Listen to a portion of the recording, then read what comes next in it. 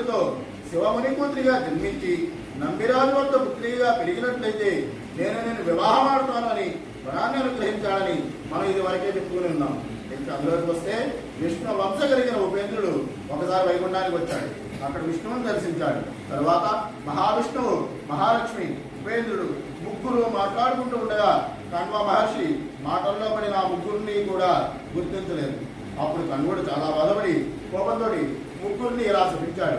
ఓ విష్ణుమూర్తి, నువ్వు భూలోకంలో శివమునిగా జన్మించు. ఓ లక్ష్మి, నీవు శివముని తపస్థలంలో జింకమై పుట్టు.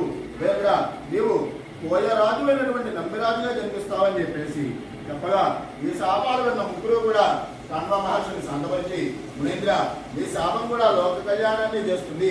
మీరు శపించారనే బాధ మాకు లేదు కనుక భూలోకంలో అనేక జన్మలు తీసుకోవడం మాకు ఇష్టం లేదయ్యా, ఈ శాపాన్ని కొద్దిగా సవరణ చేయండి అన్నారు. అందుకు కణ్వుడు, సరే అయితే భూలోకంలో ఒక జన్మను ఎత్తండి సరిపోతుంది అన్నాడు. మహావిష్ణువు కొద్ది కాలంలోనే శివముని అనే భోగ తపస్సుగా అవతరించాడు. శివముని తపస్సు చేసుకుంటున్న అడవిలో మహాలక్ష్మి ఒక జింకలా జన్మించింది.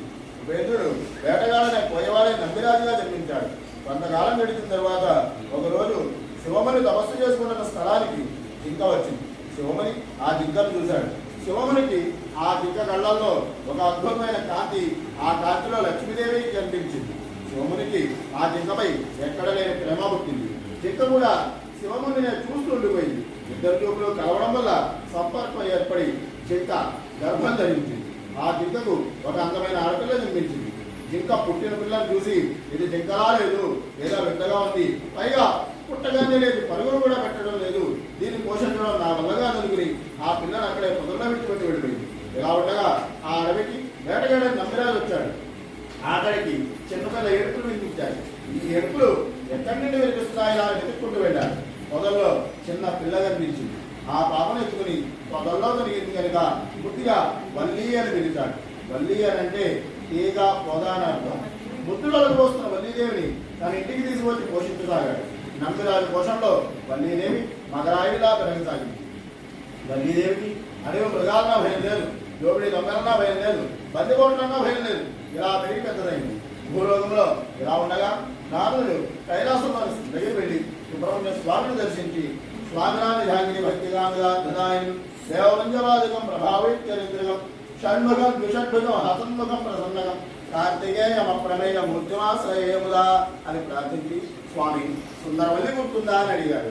స్వామి ఏమీ తెలియని వాడిగా అమాయకంగా మొహం పెట్టి, సుందరవల్లి ఎవరు? నాకు నా దేవసేన తప్ప ఎవరూ తెలియదన్నాడు.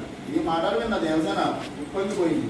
అప్పుడు నారదుడు, స్వామి ఈ దేవసేనకి ఒక చెల్లెలు ఉన్నది, ఆమెని మరదలు, ఆమెను పెళ్లి చేసుకుంటానని మాట కూడా ఇచ్చావు, గుర్తు తెచ్చుకో అన్నాడు. నారదుడి మాటలు విన్న దేవసేన ఉనికిపడి, ఏమిటి నా అసమహాన్ని మీరు చెప్పేది నిజమా? నాకు చెల్లెలు ఉన్నదా? నా చెల్లెల్ని మా వారు పెళ్లి చేసుకుంటానని మాట ఇచ్చారా? ఏమిటిది మీరు నాకు చెప్పండి అని అడిగింది. అడిగేసరికి అప్పుడు నారదుడు గుర్తు సమరించుకుని వీడమేటి వల్లి దేవసేనల యొక్క పూర్వ వృత్తాంతాన్నంతా కూడా గానం చేశాడు. అప్పుడు దేవసేనకు జరిగిందంతా కూడా గుర్తుకు వచ్చి అప్పుడు అడుగుతున్నది, స్వామి నా చెల్లెలు అడవిలో ఉండడం నాకు ఏమాత్రం ఇష్టం లేదు, వెంటనే వెళ్ళి తీసుకురండి అని. ఈ మాట కోసం ఎదురు చూస్తున్న దేవసేనాపతి వెంటనే తన మయూర వాహనాన్ని ఎక్కి వల్లీదేవి ఉంటున్న అడవికి సమీపంలో దిగాడు. అక్కడ తాను ఒక వేటగాడిగా మారి నెమల్ని వెనక్కి పంపించి వేశాడు. మెల్లగా ముందుకు కదిలి ఒక పొలంలో పక్షులు దొరుకుతున్న ఒక అందమైన పిల్లను చూశాడు. ఆమె వల్లీదేవి కుమారస్వామికి తెలిసింది. మెల్లగా ఆమెను సమీపించి, పిల్ల ఇటువైపు పరిగెత్తుకుని వస్తుంటే వచ్చిన జింకని గారిని చూశావేంటి అని అడిగాడు. ఆ వేటగాడి మాటలను ఆ పిల్ల పట్టించుకోలేదు కదా, కనీసం ఆ వేటగాడి మొహం కూడా చూడలేదట. ఒక పిల్ల అడిగేది నిన్నే అని గట్టిగా గర్జించాడు. పరిగెత్తే జింకను చూసి, నీతో చెప్పడం కాదు నా పని అని అన్నది. ఆ వేటగాడు చూసావా లేదా చెప్పు అంటూ ఆ పిల్ల చేయి పట్టుకున్నాడు. ఆ పిల్ల గూడెమంతా వినిపించేటట్టుగా గట్టిగా అరిచిందట. వేటగాడు కంగారు పడి, పిల్లా అరవకు, నువ్వు నాకు బాగా నచ్చావు, నువ్వు నన్ను పెళ్లి చేసుకుంటావా అని అడిగాడు. ఆ పిల్ల సమాధానంగా ఇంకా గట్టిగా ఏడ్చింది. ఆ అరుపులు విని ఆమె యొక్క 7 అమ్మలు అక్కడికి వచ్చారు. వాడు పరిగెత్తుకుంటూ రావడానికి గుర్తించి వేటగాడి రూపంలో మా స్వామి వెంటనే ఒక పెద్ద చెట్టుగా మారిపోయాడు. మళ్ళీ అన్నారు అక్కడికి వచ్చి అంతా వెతికి ఎవరూ కనిపించకపోయేసరికి ఈ పిల్లకు వయసు వచ్చినా కూడా ఇంకా పిల్ల చేష్టలు పోలేదనుకుంటూ వెళ్ళిపోయారు. వారు వెళ్ళిపోగానే ఆ చెట్టు మళ్ళీ వేటగాడిగా మారిపోయింది. ఈసారి వల్లీదేవి అరవను లేదు కరవను లేదు. తన చేతిలో కర్రతో వేటగాడిని ఒక తోపు వేసింది. ఆ తోపుకు ఆ వేటగాడు పోయి చాలా దూరం పడ్డాడు. మళ్ళీ వల్లి పక్షులను దోలే పనిలో ఉంటుంది. కొద్దిసేపటికి వల్లీదేవి అటుగా వస్తున్న ఒక ముసలివాడిని చూసింది. ఆ ముసలివాడు నడవలేక నానా బాధపడుతున్నాడు. వల్లీదేవికి ఆ ముసలివాడిపై దయగలిగి కొన్ని పళ్ళను నీళ్లను తీసుకువెళ్ళి ఆ ముసలాయికి ఇచ్చింది. ముసలివాడు పళ్ళు తీసుకుంటూ వల్లి వంక చిరిపిగా చూసి కన్నుగొట్టాడు. వల్లీదేవి అమాయకంగా కంట్లో పురుగు పడిందేమో తీసుకోండి అని. అమ్మ ముసలాయన అమ్మాయి పురుగు కాదు పులిగి కాదు, నీకోసమే కన్నుగొట్టాను అన్నాడు. అంతటితో ఆగక నన్ను పెళ్లి చేసుకుంటావా అన్నాడు. ఈసారి వల్లికి పట్టరాని నవ్వు వచ్చింది. ఆ ముసలాయంతో కాక నేను పెళ్లి చేసుకోవడానికి నాకే అభ్యంతరం లేదు, కానీ నేను పెళ్ళంటూ చేసుకుంటే మా కులదైవం కుమారస్వామిని చేసుకుంటానని ప్రతిజ్ఞ పూనానని చెప్పి ఇంతలో ఎక్కడి నుంచి వచ్చిందో కానీ ఒక మదపుటేను అటుగా శబ్దం చేసుకుంటూ పరిగెత్తుకుంటూ రాశాను. వల్లీదేవి ఆ ఏనుగును తోలాలని చాలా ప్రయత్నం చేసింది. ఆ ఏనుగు ఏమాత్రం భయపడకుండా మీదకు వచ్చింది. వల్లి భయంతో పరిగెత్తుకుంటూ వచ్చి ముసలాయి చేపట్టుకుంది. ఆ ఏనుగు నుండి రక్షించమని కోరింది. అప్పుడు ఆ ముసలాయన ఇలా పెళ్లి చేసుకుంటావా అన్నాడు. అందుకు వల్లి చేసుకుంటానేవయ్యా, ముందు దాన్ని తోలు అన్నది. ఆ ముసలాయన ఏనుగు పో అని గట్టిగా అరిచాడు. ఆ ఏనుగు తోటం నుంచి వెనుకకు వెళ్ళింది. ఏనుగు వెళ్ళిపోయిన తర్వాత ముసలాయన పెళ్లి ఎప్పుడు పెట్టుకుందాం ఏమిటన్నాడు.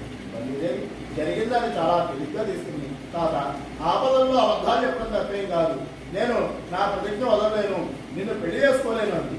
వల్లి ముఖం నుండి ఈ మాటలు వినిపిస్తుండగానే భీంకరిస్తూ ఏనుగు మళ్ళీ అక్కడికి తయారు. ఈసారి ఏనుగు వల్లికి చాలా దగ్గరగా వచ్చేసింది.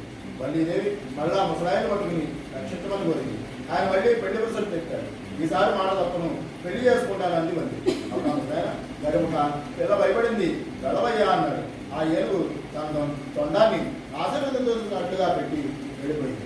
గణపతి ఆ ఏనుగు రూపంలో వచ్చాడు. ఆ ఏనుగు వెళ్ళిందాకే చూసి వల్లీదేవి ముసలాయి వైపు తిరిగి ఆశ్చర్యపోయింది. ఆమె ఒళ్ళు ప్రకటించింది. అమృత స్నానాలు చేస్తున్నట్టుగా అనిపించింది. దేవతా స్త్రీలు తనను ఆకాశంలో తిప్పుతున్నట్టు అనిపించింది. ఎందుకంటే ఇప్పుడు అక్కడ ముసలాయిని లేడు. చేతిలో వేలాన్ని ధరించి కిరీటంతో సగ ఆభరణాలతో దివ్య తేజస్సుతో నెమలి వాహనంతో వెలిగిపోతున్న నంబిరాజు వంశ ఆరాధ్యమూర్తి అయిన కుమారస్వామి నిలబడి ఉన్నాడు. వల్లికి చాలా సిగ్గు వేసింది. తనను క్షమించమని ప్రార్థించింది. పెళ్లి చేసుకోమని ప్రాధాయపడింది. ఆమె అమాయకత్వానికి దృఢమైన భక్తికి వచ్చిన కుమారస్వామి దేవుడు ఈ క్షణం నుండి నా భార్య అన్నాడు. ఇలా ఉండగా వల్లిని ఎవడో వేటగాడు బాధపెట్టాడని, ఇప్పుడు ఎవరో ముసలాయన పెళ్లి కోసం ఇబ్బంది పెడుతున్నాడని గూడెమంతా తెలిసింది.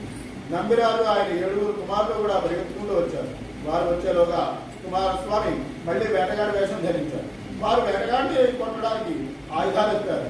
ఆయన వేలాయుధంతో అందరినీ బూడిద చేశాడు. వల్లీదేవి స్వామి నా వారి తప్పును మన్నించి వారిని మళ్ళీ బ్రతికించని ప్రార్థించింది. కుమారస్వామి వారందరినీ కూడా మళ్ళీ బ్రతికించాడు. ఈ విధంగా స్వామిచే సంస్కరించబడిన ఆ వైద్యం తమ కులదైవమైన వేలాయుధుడిని దర్శించారు. వేలం అంటే ఈటగర్ర. పోయేవారు వేట కోసమై ఈటగర్రను మాత్రమే వాడతారు. ప్రతి సంవత్సరం ఆ ఈటగర్రకు పూజలు జరుగుతారు.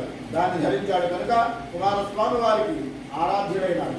వారందరూ కూడా ఆయనకు నమస్కరించి వారికి తెలిసిన భాషలో స్థుతించి తమపై దైవోపమని ప్రార్థించారు. ఇందులో నాగమహర్షి అక్కడికి వచ్చి మళ్ళీ కళ్యాణం జరిపించాడు.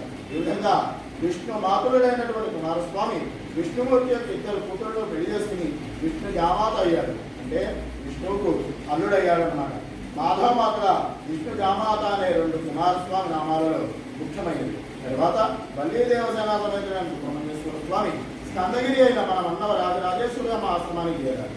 ఈ చరిత్రను చదివిన వారికి విన్నవారికి బాబాలు పోయి అజ్ఞానం దూరమై యోగం సిద్ధించి శ్రీ సుబ్రహ్మణ్యేశ్వర స్వామి వారి కృపగలుగుతుంది. ఆ స్వామి అనుగ్రహంతో ఇహలోక సౌఖ్యాలు, పరలోక సుబ్రహ్మణ్య సాహిత్యం ప్రాప్తించినని సాక్షాత్తు మహాలక్ష్మి, మహాకాళి, మహాసరస్వతి స్వరూపమైన మన్నవముల నిధి నివీకృతమైన శ్రీ సుబ్రహ్మణ్యేశ్వరుడు భక్తజనులందరికీ కూడా అందించిన దివ్యవర ప్రసాదం. దేవలో మన్నవ రాజరాజేశ్వరి మాతాకి, దేవలో సుబ్రహ్మణ్యేశ్వర స్వామికి, దేవలో శ్రీ వల్లీ దేవసేనాథన సుబ్రహ్మణ్యేశ్వర స్వామికి. వల్లీ వల్లభ మాంబాయి, సేనానాయక మాంబాయి, కుమార రూప మాంబాయి, కులసుతనామ మాంబాయి, కుటిలా పుత్ర మాంబాయి, షణ్ముఖదేవ మాంబాయి, శూలాయుధర మాంబాయి, శైలాగ్రస్థిత మాంబాయి, కాలాతీత మాంబాయి, బాలాకార పంచవిభేదనమాం పాహి చంచలతాపహమహం పాహి సచ్చిదానంద మాం పాహి సుబ్రహ్మణ్య మాం పాహి వల్లీ వల్లభ మాం పాహి సేనానాయక మాం పాహి శివస్వామి నమస్వామి సర్వస్వామి సనాతనః అనంతస్య రక్షణాభ్యాం ఆవలి ప్రియనం